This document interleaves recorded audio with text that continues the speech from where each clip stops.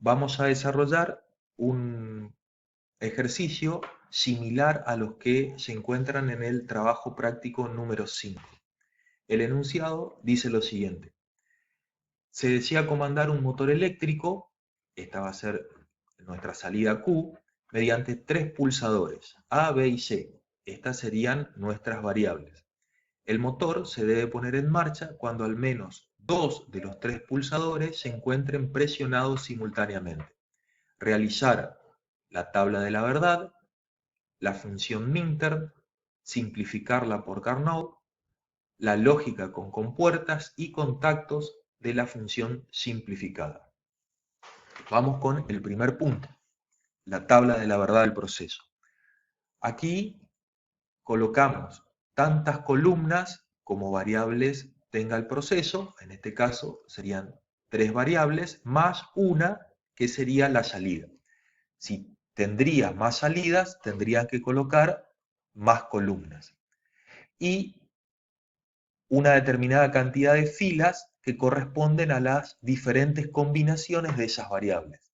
En este caso son 8, porque las combinaciones son 2 elevado al número de variables. 2 a la 3 son 8 combinaciones. Bien, lo que voy a tener que hacer es ir colocando en cada una de las cuadrículas de la salida qué correspondería para el problema en cuestión. En este caso, ¿qué ocurriría con el motor cuando se presentan las diferentes combinaciones de los pulsadores? Para la primera fila vemos que ningún pulsador está presionado, por lo tanto, el motor no debería encender. Lo mismo ocurre para la segunda fila y la tercera fila, que solamente tengo un solo botón presionado. En el caso de la segunda fila es el C y en el caso de la tercera fila es el B. En ambos casos el motor no debería encender. En la cuarta fila tengo que el pulsador B y C están presionados. Por lo tanto, ahora sí el motor debería encender. La siguiente fila vemos que solamente el pulsador A está presionado, con lo cual el motor no debería encender. La sexta fila tengo que, ahora sí, dos pulsadores están accionados, el A y el C, por lo tanto el motor debería prender. En la séptima fila el pulsador A y B están presionados, por lo tanto el motor también debería prender, y lo mismo con la última fila. Muy bien, una vez que tengo la tabla de la verdad, paso al siguiente ítem, que es la función Minster. Partiendo de la tabla de la verdad, lo que voy a hacer es identificar cuándo la función se hace 1. En este caso tengo 4 combinaciones. Recordemos que la función Minster es una suma de productos. Por lo tanto, voy a tener que expresar cada una de las combinaciones como producto, negando aquella variable que sea 0. Por ejemplo, para el primer caso, vemos que para esta combinación la variable A está en 0. Por lo tanto, la función que resulta para esta combinación es A negado por B por C. La siguiente salida 1, vemos que la variable B es la que está en 0. Por lo tanto, es la variable que voy a tener que negar. En la séptima fila, que es otra en la cual la salida es 1, tengo que la variable C está en 0, por lo tanto la voy a negar. Y por último, voy a tener que en la última combinación ninguna variable está en 0, por lo tanto no voy a negar ninguna de las variables. La función Minster resulta entonces de la suma de cada uno de estos términos. Pasamos al siguiente punto, el método de Carnot.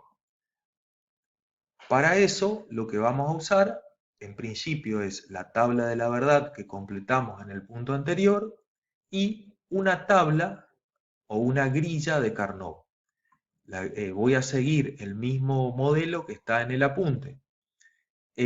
La única particularidad que tiene es que hay que acomodar estas combinaciones en una forma especial, que es como se ve acá, puesto que el principio del método de Carnot establece que entre cada cuadrícula y, y la cuadrícula lindante solo debe variar una sola o cambiar una sola de las variables.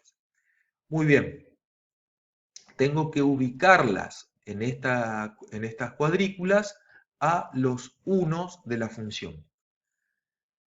Comencemos por el primero. Para este primer caso, vemos que la combinación es A0, B1, C1. Entonces, me fijo para las filas la combinación AB, 0, 1. En este caso, sería la segunda fila. Y C está en 1. Por lo tanto, me voy a ubicar en la segunda columna, para C igual a 1. La cuadrícula que corresponde a esa combinación es la que coloco el 1. Para la siguiente combinación tengo A y B es 1, 0, que sería la última fila, y C es 1, correspondería a la segunda columna. La tercera combinación que vamos a tener que ubicar, A y B está en 1, que corresponde a la tercera fila, y C está en 0, primer columna. Y por último, A y B están en 1, tercer fila, y C está en 1, segunda columna. Una vez que tengo ubicadas los unos, lo que voy a tener que hacer es formar grupos. A modo de recordatorio, vamos a ver algunas cuestiones particulares de cómo formar los grupos. En primer lugar, los grupos deben ser siempre potencias de 2. Esto es, grupos de A1, de A2, de A4, de A8. Nunca grupos de A3, de A5, de A6. El siguiente punto importante es que los grupos deben ser horizontales, verticales o cuadrados. No pueden ser en diagonales ni en forma de L. Y por último, para lograr una mejor simplificación, la cantidad de grupos debe ser lo menor posible y los grupos tienen que ser lo más grande posible. Bien, empecemos.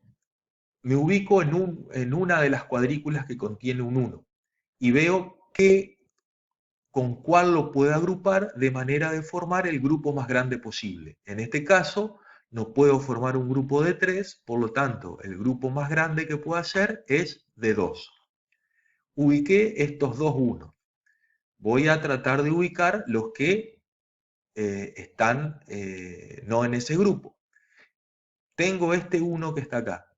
Lo que voy a hacer es tratar de formar un grupo lo más grande posible.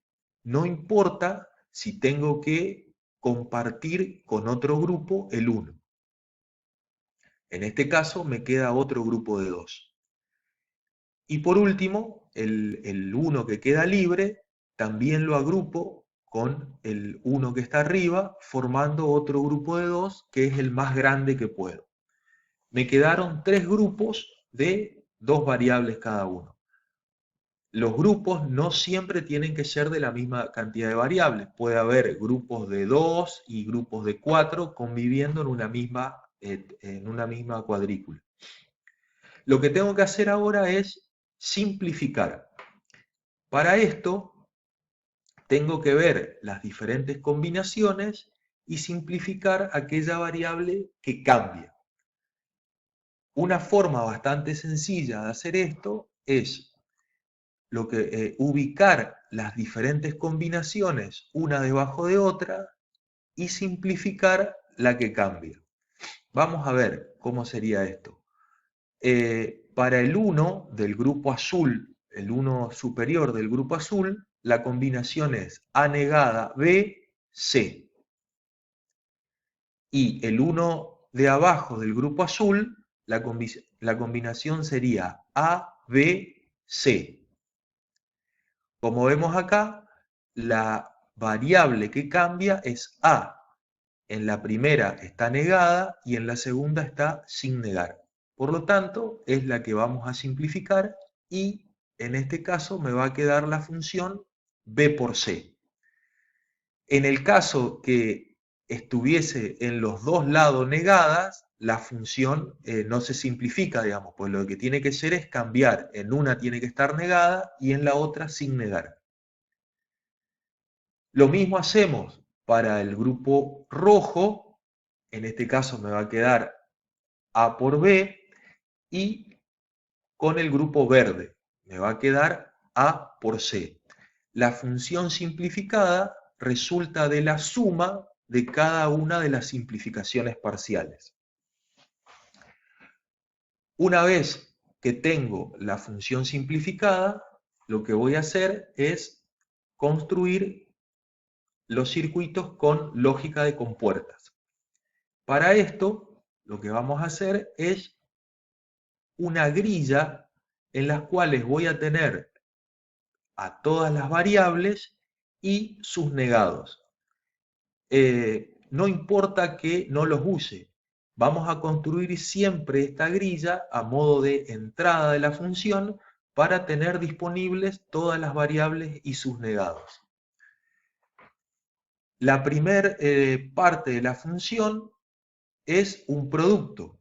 Un producto lo realiza una función AND. En este caso, el producto es de la variable B, 1 con la línea de B, y la variable C, 1 con la línea de C. El segundo término es A por B, también con una compuerta AND. Y el tercer término es A por C. Una vez que tengo cada uno de los términos, lo que tengo que hacer es sumarlos, como dice la función. Para sumar, utilizo una compuerta OR. Las compuertas pueden tener tantas entradas como nosotros querramos. Y lo que tengo que hacer ahora es unir cada una de las salidas de las compuertas AND con la compuerta OR. Tengo de esta manera constituido el circuito con compuertas. Vamos a ver ahora cómo sería para realizarlo con contactos, comúnmente llamado diagrama de ladder. Comienzo con una línea a la izquierda que es el inicio del circuito. El primer término es un producto. En un producto los contactos están en serie. Vemos que no están negados, por lo tanto son contactos simples. El segundo término también es un producto. Por lo tanto, voy a ubicar debajo, ¿sí?, a esos dos contactos. Lo mismo hago con el tercer término, A por C.